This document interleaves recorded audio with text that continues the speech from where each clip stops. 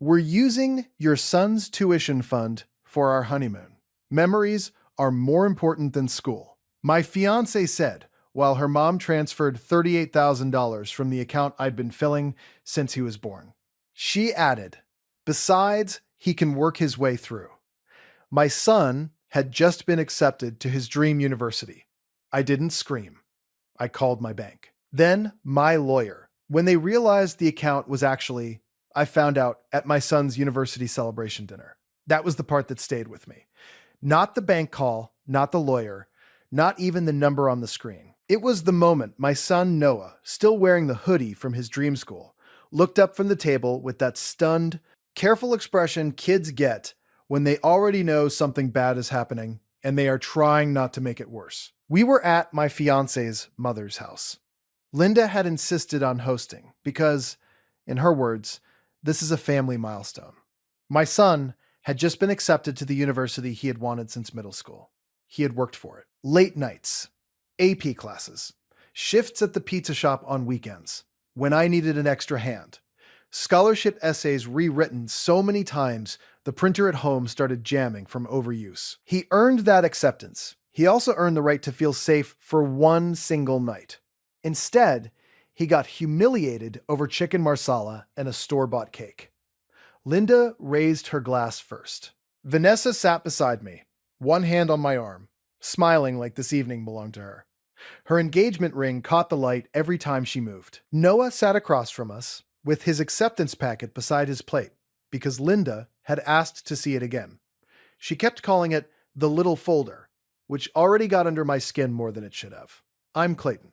I was 42 then, living outside New Haven, and I had owned a small pizzeria for almost 11 years. Not a trendy place, just a neighborhood shop with a hot oven, scarred counters, 2 reliable delivery guys, and regulars who liked their slices folded and their names remembered. I worked 6 days a week, sometimes 7 when someone called out. My hands always smelled faintly like dough and basil, no matter how much I scrubbed them. I had raised Noah mostly on my own since he was 6. His mother moved 3 states away when he was little and became the kind of parent who sent birthday texts at 11:48 p.m. and called that effort. So it had been me and him, burned garlic knots on bad nights, science fair boards on the dining room floor, parent-teacher meetings in flower-streaked work shoes, a coffee can of receipts, 1,000 quiet decisions that added up to a life. And since the day he was born, I had been putting money away for his future. Not because I'm rich, I'm not. Because I know what it means to work with your back and your hands and still come up short. When Noah was a baby, I opened a tuition account and set up automatic transfers. Small at first, 50 a week, then 100 when business got better. Bigger deposits after good football weekends, holiday catering. One lucky month when a local food blogger wrote us up and people lined up for square pies like I'd invented bread. Over 18 years, it grew into something real. Enough to matter, enough to change his life. Vanessa knew about that account. So did Linda, because Vanessa told her everything. That should have been my first real warning. The smaller warnings came earlier, and I ignored all of them. Vanessa and I had been together 3 years. She was polished in a way I never would be. Corporate job, color-coded planner, knew which fork to use and how to say cutting things with a smile. In the beginning, I mistook that for steadiness. I thought maybe someone like her would be good for the two of us. Good for the life I was trying to build. She was kind to Noah when there was an audience. That was the pattern I did not name soon enough. In public, she'd call him my bonus kid and touch his shoulder like a campaign photo. In private, she asked why he needed so much expensive school stuff, why he couldn't take more shifts instead of joining debate team, why every decision had to be centered around college. Linda was worse. Linda never yelled. Linda specialized in little erasures. At Christmas, she gave Noah gift cards $20 smaller than everyone else's and called it an oversight. At Easter, she framed photos from brunch and somehow left him out of the printed set. When Vanessa and I started wedding planning, Linda talked about the guest list like Noah was a detail to manage. Of course he can come, she said once, while flipping through linen samples. I just don't think he needs a formal role. People want a romantic atmosphere. People. That word did a lot of work in their family. People wanted the right venue. People expected a proper honeymoon. People understood sacrifice. What they meant was that I was expected to pay for things and stay grateful for the chance. I covered more than I should have during those 3 years. Not because they forced me with a weapon to my head, because they learned how to frame every ask like an investment in us. I paid the deposit on the wedding venue when Vanessa's bonus was delayed. I covered Linda's emergency dental bill because Vanessa cried in the car and said her mother was too embarrassed to ask. I put $5,000 toward a kitchen remodel at Linda's condo after being told it would help for rehearsal dinners and holidays once we're all one family. I paid for weekend trips, dress alterations, non-refundable tasting menus, and a ridiculous artisan invitation package Vanessa swore was cheaper if we ordered early. Every time I hesitated, I got the same soft lecture. Clayton, you're building a life. Clayton, memories matter. Clayton, stop thinking so transactionally. Easy words from people spending my money. Still, I kept going. Because Noah was nearly grown. Because I thought I was giving him stability. Because men like me are taught that love looks a lot like carrying extra weight without complaint. Then Noah got into his dream school, and suddenly the weight shifted. Linda clinked her glass against mine. To Noah, she said. Very impressive. Noah gave a small smile. He's always been that kind of kid. Quiet, thoughtful, the kind who says thank you to waiters and notices when someone's caring too much. Vanessa leaned toward him. We're all proud of you, she said. Then Linda asked, so how much is this dream going to cost exactly? Noah looked at me before answering. He knew enough by then to let me handle money questions around them. I said, he got a partial scholarship. The rest is covered. Linda arched a brow. Covered how? Vanessa answered before I could. By that account, Clayton's been filling since Noah was born. She said it lightly, like she was mentioning a casserole in the freezer. Noah's face changed a little. Not fear exactly, more like caution. Linda nodded slowly, then took a sip of wine. Well, about that. I felt my throat tighten. Vanessa set down her fork and turned to me with that calm expression she used when she'd already decided the conversation was finished before it started.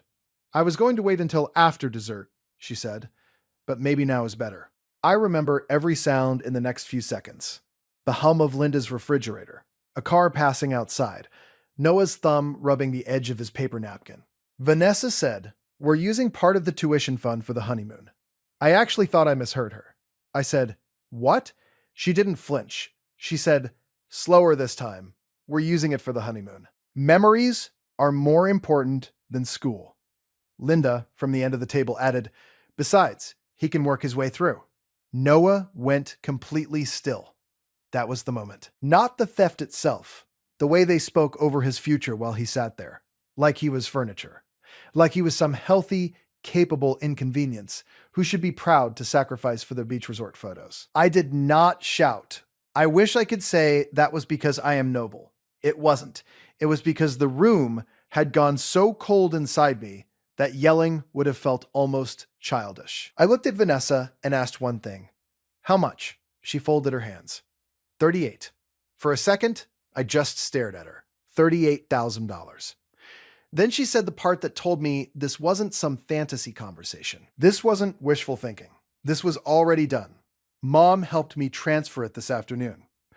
Linda gave me a look I had seen before when a contractor was late, or a server brought the wrong side dish. A look that said competent adults were solving a problem and I was embarrassing myself by reacting emotionally. Noah finally spoke. His voice was quiet. You took my college money. Vanessa sighed at him. Actually, sighed. It's not all of it, she said. And your father can rebuild. Clayton always lands on his feet. I can still see Noah lowering his eyes to the table. Not crying, not making a scene. Just folding inward by inches. That was when something very old and very clear settled in me. These women did not love my son. They tolerated him until he stood between them and something expensive. I stood up and said, Noah, get your folder. Vanessa blinked. Don't be dramatic. I took my phone out of my pocket. She said, Clayton. I was already dialing the bank. She laughed once, sharp and disbelieving. At dinner? I said, yes. I walked into Linda's hallway while the call connected. I could still hear plates and Linda saying, honestly, behind me like I was the rude one. The banker on the fraud line asked me to verify my identity. I did. Then I asked her to freeze every linked account with my name on it and read me the access history on the tuition fund. She did. That was when the night got interesting, because Vanessa and Linda had made one very expensive assumption. They thought being my fiancé gave Vanessa rights. They thought knowing some passwords, sitting in on one planning session, and sweet-talking a junior employee at our local branch gave them authority. What they did not understand was that Noah's tuition fund had been converted 2 years earlier into a custodial educational trust under a structure my accountant recommended after the pizzeria had a good year. My name was trustee. Noah was beneficiary. And any unauthorized withdrawal for non-educational use was not just selfish. It was fraud. The banker's voice changed when she saw the transfer trail. She asked me if I had authorized a same-day transfer of $38,000 into a newly linked joint account ending in 4,421. I said no. She asked if I wanted to report the transfer as unauthorized and initiate an immediate hold and recovery request. I said yes. Then I asked her to remove every external link added in the previous 30 days, put verbal passwords on my personal and business accounts, and note in writing that no fiancé, future-in-law, or third party had authority to act on my behalf. I wrote down confirmation numbers on the back of an envelope from Linda's entry table. My hands were steady by then. That steadiness scared Vanessa more than anger would have. She came into the hallway while I was still on the call. I held up one finger for silence. She started whispering anyway. You cannot seriously be doing this over a honeymoon. I covered the receiver and said, I'm doing this over theft. Her whole face changed. Not guilty. Offended. Linda appeared behind her in the hallway and crossed her arms. This is family money, she said. You're acting like we robbed a stranger. I looked at her and said, you did. Noah was standing at the dining room doorway by then, holding his folder to his chest. He looked pale, but he was watching me like he was trying to understand whether the ground was still there under his feet. I finished with the bank and called my lawyer from the driveway. I had used him before for the pizzeria lease, and once when a delivery driver got into a messy insurance dispute. He answered on the third ring. I told him, very plainly, my fiancée and her mother transferred $38,000 out of my son's educational trust without authorization. There was a pause. Then he said, do not discuss it further with them. Send me the account details and the transfer confirmation as soon as you have them. And Clayton, end the engagement tonight. I almost laughed, not because it was funny, but because hearing a clean sentence after hours of manipulation felt like air. When I came back inside, Vanessa was angry now. That polished composure had started to crack. You're ruining everything, she said. I looked at the centerpiece. White roses, gold candles, an arrangement I had probably paid for somehow. Then I took off my engagement ring and set it beside her wine glass. No, I said. I'm stopping this. Linda stepped toward me. You don't walk out on family over one misunderstanding. I said, you are not my family. Vanessa's voice rose. You're really choosing him over us? That sentence told me more than anything else ever had. Choosing him. As if my son was a side. As if protecting the child I raised was some romantic betrayal. I said, every time.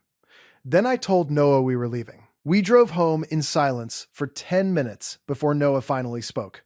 Is it gone? I kept both hands on the wheel. No, I said. They moved it, but they don't get to keep it. He nodded once and looked out the window. A few minutes later, he said, I'm sorry. That almost broke me. I said, you do not apologize for what other people do to you. When we got home, I made him tea he barely drank and sat with him at the kitchen table while he read through the university packet again. Not because he needed to, but because I think he needed to see that his future was still real. By midnight, the calls started. Vanessa first, then Linda from a second number, then Vanessa's cousin who had never once called me before in her life, but suddenly wanted to bring peace. Then, 2 voicemail messages saying I was overreacting, vindictive, unstable, manipulated by stress, cold, cruel, and not thinking about what this would do to the wedding deposits. Not one apology to Noah. By 9 the next morning, my lawyer had sent a formal demand letter and notice of potential civil and criminal action if the funds were not returned in full immediately. By noon, the bank had reversed most of the transfer pending investigation. By close of business, the next day, all $38,000 was back in the trust. Vanessa showed up at the pizzeria that evening. That part still makes my jaw tighten. She came in during the lull between lunch and dinner, wearing a cream coat and sunglasses, like she was arriving for a tasteful conversation between adults. My prep cook, Louis, looked from her to me and quietly took the dough trays to the back. Vanessa stepped up to the counter. "You made this public," she said. "I was grating mozzarella. I kept grating. You came to my business," I said. "You made it public." She lowered her voice. "We can fix this." There it was again. Not remorse, strategy. I asked, "Did you tell your mother to return the money before or after the lawyer letter?" She looked away first. Then she tried the softer route. "You know I love you." I said, "You stole from my son." She inhaled hard through her nose. "It was for our future." I finally looked at her. "My future doesn't include anyone who sees my son as a billable obstacle." That was the end of the conversation. I asked her not to contact me except through counsel regarding the apartment items and the canceled wedding expenses she was now suddenly very eager to split. She cried then, but even that felt organized, like she expected tears to unlock the old version of me. They didn't. The fallout dragged on for weeks. Linda left a voicemail saying I had humiliated 2 women over a clerical misunderstanding. Vanessa sent a 6-page email explaining that she had only done what any bride under pressure might do, and that deep down, Noah would benefit from learning resilience. A mutual friend told me Linda was telling people I let my teenage son control my life. Someone else said, Vanessa called me financially abusive because I removed her access from every account, canceled the wedding payments, and stopped the automatic transfer I'd foolishly set up for our shared event fund. I did exactly one thing in response. I repeated the same sentence to anyone who mattered. I won't fund a life with people who treat my son like he doesn't count. That was it. No speeches, no revenge. No social media post. No dramatic exposure dinner. Just paperwork, passwords, and silence. A month later, I sat with Noah in the financial aid office at his university. We reviewed the trust statements, scholarship letters, and housing forms. The counselor was a patient woman with silver glasses and a kind voice. Noah asked sharp questions. Good ones. Responsible ones. I watched him take notes and felt this strange mix of pride and grief, because that was the hidden cost of what Vanessa and Linda did. Not just the attempted theft. They forced him to grow older in one night. The symbolic ending came in August. Move-in day. We packed my old hatchback with plastic bins, dorm sheets, a desk lamp, 2 milk crates of books, and the battered pizza stone Noah insisted on bringing because, in his words, the dining hall can't be trusted. We carried boxes up 3 flights. His roommate had not arrived yet. The room smelled like dust and fresh paint. 1 narrow bed by the window. 1 by the closet. A blank space waiting to become a life. Noah taped up a photo of us from outside the pizzeria. Flour on my shirt, tomato sauce on his wrist. Both of us laughing at something I can't remember now. Then he took out a small envelope and handed it to me. Inside was a note. Thanks for picking me every time. I had to look away for a second. Out the window, students were hauling mini fridges and posters and impossible optimism across the quad. I folded the note and put it carefully in my wallet. On the drive home, I stopped at the pizzeria before opening and stood alone in the kitchen for a minute. The ovens were still cold. The metal counters were clean. Morning light was hitting the flour dust on the prep table. Quiet. No calls from Vanessa. No messages from Linda. No wedding charts. No extra mouths attached to my labor. Just the shop. My work, my son's future intact. I think that is what people miss when they talk about boundaries like they are punishments. They aren't. A real boundary is not a performance. It is an answer. It is the moment you stop arguing with what people say and start responding to what they do. Vanessa and Linda kept calling theft a misunderstanding because that word let them stay innocent in their own minds. But taking from a child's future to fund a luxury trip is not romance. It is entitlement in nice clothes. And love that asks your child to go without so adults can feel special is not love worth keeping. I didn't win anything glamorous. I lost a fiance. I lost deposits. I lost years I should have spent paying better attention. But my son kept his education. He kept his place at the school he worked for. And maybe most important, he saw with his own eyes that being calm does not mean being weak. Sometimes the strongest thing a parent can do is very plain. Make the call, move the money, call the lawyer, lock the door, choose the child. Every time